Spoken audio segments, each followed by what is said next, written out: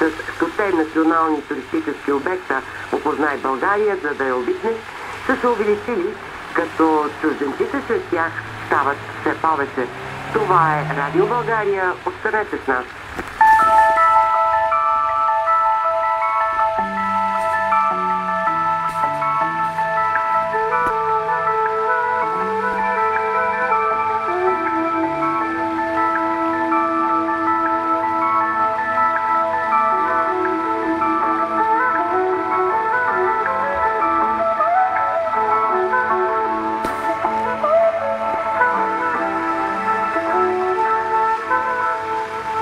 Може би ще се очудите, но златният медал в топ 10 на българския износ държат горивата. Ако за 2010 година България е реализирала експорт за 4 милиарда лева, то за 2011 сумата е скочила с повече от 1 милиард лева.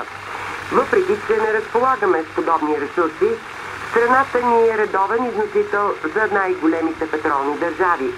Горивата за Саудитска Арабия са водещи в експортната ни листа и бележат сериозен ръст. В износа за Обединените арабски емирства, Оман и Ирак, пак нефтопродуктите заемат първите места с най-голям дял. Дори за икономически най-силната страна в света, Съединените американски щати, на първите позиции в българския износ отвъд океана стоят отново петролните продукти. Това показват данните на Световната търговска организация, а коментар по тях ще направи Веселин Илиев, директор външно-икономическо сътрудничество в Българската стопанска камара. Чуйте го. Горива изнасяме както за някои вериги, бензиностанции, европейски, така и за редица държави, които иначе си имат нефт в изобилие и изнасят, но нямат достатъчно рафинерии за своите цели или пък има специфични продукти. Движението на младите, сватбата им е като в народните приказки. Тридни, гостите празнуват и се веселят. За една такава приказна сватба в Рибново разказва документалният филм на телевизия Туризъм "Писаните булки на плата". Негов автор е журналистът от Радио България Ваноса Николова. Живописните кадри от втопеното в шумната родопска природа село, артистичната музика и емоционалната разказ, която се пасторантата ни въвеждат в един непознат и до някъде нереален свят, неподвластен на времето, за който Венеция разказва.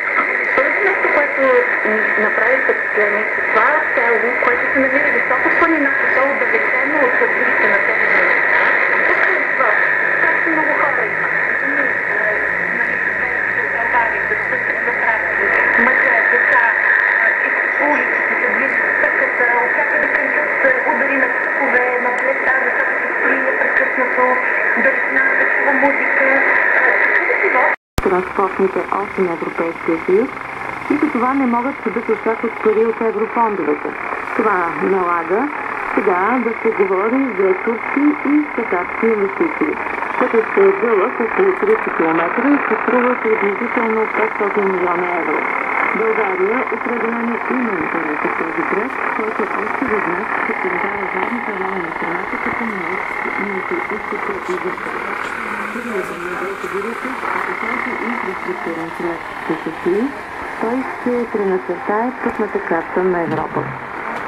Втората тема на срещата в Ескимоград на тримата премиери бе осъществяването на една от така наречените интерконекторни връзки за пренос на природен газ към България. Става въпрос за системна газова връзка между България и Турция,